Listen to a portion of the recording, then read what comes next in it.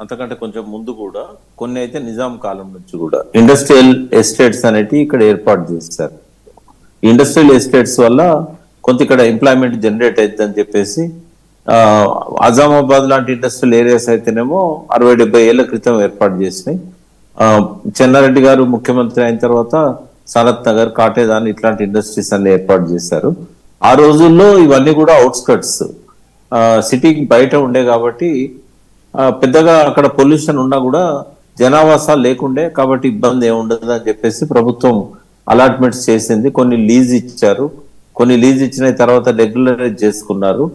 కొంతమంది full payment కట్టి అప్పుడు రిజిస్ట్రేషన్ కూడా చేసుకున్నారు. అయితే ఇట్లా రకరకాల జనావాసాలు అనేవి లేవు కాబట్టి ఇండస్ట్రీస్ వచ్చినాయి, పొల్యూటెడ్ ఇండస్ట్రీస్ వచ్చినాయి, కెమికల్ ఇండస్ట్రీస్ వచ్చినాయి, ఎయిర్ పొల్యూషన్ కాకుండా గ్రౌండ్ వాటర్ పొల్యూషన్ చేసినవి ఇవన్నీ కూడా వచ్చినాయి. కాలం గడిచిన కొద్ది హైదరాబాద్ జనాభా బాగా ర్యాపిడ్ గా పెరిగిపోవడము, ఒకప్పుడు 4 లక్షలు ఉన్న సిటీ ఇవాళ 1.5 కోట్లకు పోవడం అనేది జరిగింది. సో ఇండస్ట్రియల్ ఏరియాస్ అన్ని కూడా హార్ట్ ఆఫ్ ది సిటీ అయిపోయినాయి. వీటి చుట్టూ కూడా ఔటర్ రింగ్ రోడ్ వచ్చింది. ఔటర్ రింగ్ రోడ్ లోపల ఇవాళ దాదాపుగా 1.5 కోటి జనం నివసిస్తా ఉన్నారు. ఈ ఇండస్ట్రియల్ ఎస్టేట్స్ ఏవైతే ఇప్పుడు ఈ HILT స్కీమ్ కింద పెట్టారో ఇవన్నీ కూడా ఓఆర్ఆర్ లోపల ఉన్నాయి కాబట్టి జనావాసాలకు ఇబ్బంది అవుతున్నది. వీటిని షిఫ్ట్ చేయాలని చెప్పేసి టిఆర్ఎస్ గవర్నమెంటే ఏవైతే పొల్యూషన్ బాగా వెదజల్లే కంపెనీస్ ఉన్నాయో వీటిని నగరానికి వెలుపల పెట్టాలి, వాటికి సపరేట్ గా కొంత ఆ ప్రాంతాన్ని ఫార్మా ఇండస్ట్రీస్ కి అయితే ముచ్చెర్ల ఏరియా ఫార్మా సిటీ అని చెప్పారు. అట్లనే రకరకాల ఇండస్ట్రీస్ కోసము దాదాపుగా 2 లక్షల ఎకరాల భూమిని ప్రభుత్వం సేకరించింది. అంతకుముందు ఉన్నది కానీ టిఆర్ఎస్ గవర్నమెంట్ లో ఇండస్ట్రియల్ డెవలప్మెంట్ కోసం కానీ సేకరించిన భూమి ఒక 2 లక్షల ఎకరాలు ఉండే. ఇప్పటికి కూడా 1,50,000 ఎకరాలు ఇప్పటికీ ఉన్నది. TSIAC పరిధిలో ఆ భూమి ఉంటుంది. సో ఈ ఇండస్ట్రీస్ అన్న అక్కడ తరలిపోవాలి. అట్లాగే ఎవరైతే వేరే ఇండస్ట్రీస్ ఏవైతే లీజ్ ల్యాండ్లలో ఉన్నాయో ఆ లీజ్ ల్యాండ్స్ లలో వాళ్ళని బయటికి అలాట్ చేసేసి ఆ భూములలో పార్కులు పెట్టాలనుకున్నారు టిఆర్ఎస్ గవర్నమెంట్. తర్వాత ఎవరైతే ఆ ప్రైవేట్ ల్యాండ్స్ ఉన్నాయో ఆ ప్రైవేట్ ల్యాండ్స్ కు వాళ్ళకు ఒక స్కీమ్ పెట్టారు. రెసిడెన్షియల్ కాంప్లెక్స్ల కోసం, మల్టీప్లెక్స్ల కోసం, రెసిడెన్షియల్ వాటి కోసం అని ఒక స్కీమ్ పెట్టారు. అప్పుడు ఏంటంటే 100% డబ్బులు కట్టి చేసుకోవాలి ఎవరైతే ఆల్రెడీ కొన్న వాళ్ళు ఉన్నారో. ఒకవేళ కొనకపోతే కనుక 200% కూడా వాళ్ళు కట్టి చేసుకోవాల్సి ఉంటుందని చెప్పి అప్పుడు పెట్టారు.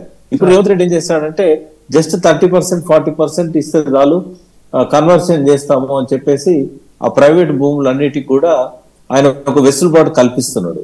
అంటే 30-40% రిజిస్ట్రేషన్ వాల్యూతో చేయాలన్నప్పుడు రాష్ట్రం చాలా నష్టపోతుంది. 5 లక్షల కోట్లు వచ్చాకాడ 50,000 కోట్లు కూడా రావు. అందుకే కేటీఆర్ గారు దీన్ని తీవ్రంగా వ్యతిరేకించారు. ఆ పార్టీ కానీ బీజేపీ కానీ ఈ పార్టీలన్నీ కూడా ఇది ఒక స్కామ్ ఉంది, దొడ్డిదారిన రేవంత్ రెడ్డి వాళ్ళ ఫ్యామిలీ మెంబర్స్ కి లంచం ముట్ట చెప్పి అఫీషియల్ గా వాళ్ళు రెగ్యులరైజ్ చేసుకుంటారు.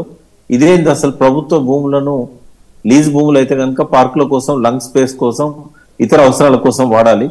ఇక్కడ రెసిడెన్షియల్ కాంప్లెక్స్లు కట్టినట్టయితే ఆల్రెడీ కెమికల్లీ పొల్యూటెడ్ ఏరియా అదంతా కూడా గ్రౌండ్ వాటర్ అంతా పొల్యూట్ అయి ఉన్నది. అక్కడ మళ్ళీ బోర్లు వేసి వాళ్ళు ఇంట్లోకి వాడుకున్నట్టయితే డొమెస్టిక్ అవసరాలకు వాళ్ళ శరీరాలు పాడైతాయని పర్యావరణవేత్తలు చెప్తున్నారు.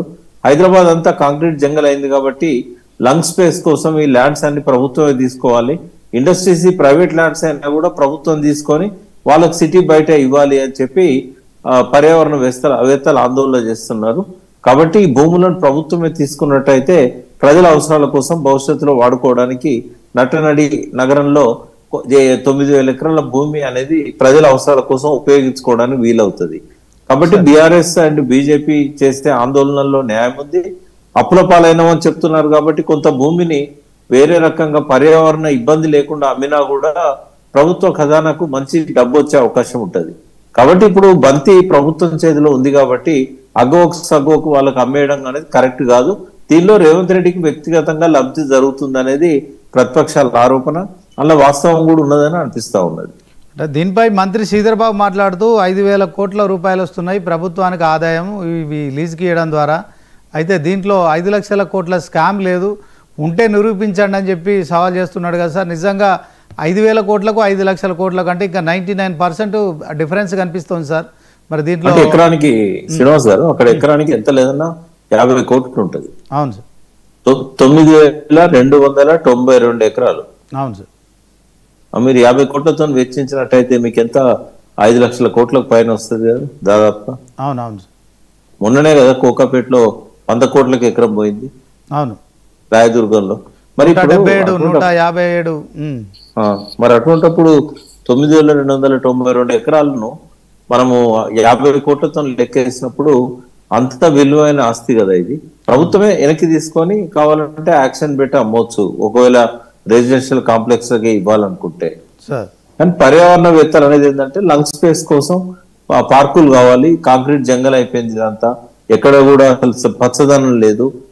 దానివల్ల అందరికీ రెస్పిరేటరీ ప్రాబ్లమ్స్ వస్తున్నాయి, క్యాన్సర్లు వస్తున్నాయి.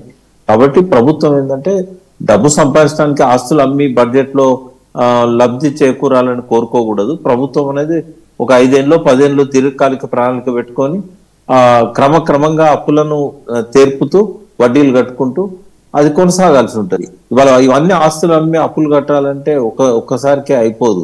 కాబట్టి ఇందులో కొంత ప్రజా అవసరాలకు ఉపయోగించుకోవాలి, కొంత జెన్యున్ కేసెస్కి ఏవైతే ఉన్నదో వాళ్ళకు ఆల్రెడీ వాళ్ళ ప్రైవేట్ ల్యాండ్స్ ఎవరికైనా అమ్ముకొని వాళ్ళు ఏమన్నా కన్వర్షన్ కోసం అప్లై చేసినట్టయితే వాళ్ళకి 100%, 200%, ఎందుకంటే రిజిస్ట్రేషన్ వాల్యూ అనేది చాలా తక్కువగా ఉంటుంది. ఇప్పుడు 5 లక్షల కోట్లకు సంబంధించిన భూములను 5,000 కోట్లకు చేయడం అనేది మంచి అవకాశాన్ని పోగొట్టుకోవడమే అవుతుంది. చంద్రబాబు గారు మంచి విజనరీ అయినా కూడా రేవంత్ రెడ్డి గారు వారిని ముందు పోనీయరు. వారికి లబ్ధి చేకూరే విధంగా కాంగ్రెస్ పార్టీ హైకమాండ్ కు ప్రతి నెల డబ్బులు చెల్లించాలి. కాబట్టి ఈ భూములను అప్పనంగా పెట్టి తెలంగాణ ప్రజల ఆస్తిని సగ్గోకు అమ్ముకొని ఆ దొడ్డిదారిన సంపాదించిన డబ్బులు ఏఐసిసికి పంపించే కార్యక్రమం రేవంత్ రెడ్డి పెట్టుకున్నాడు. ఇది కరెక్ట్ కాదు అనేది నా ఉద్దేశం. ఓకే సార్, ఇంకోటి అంశం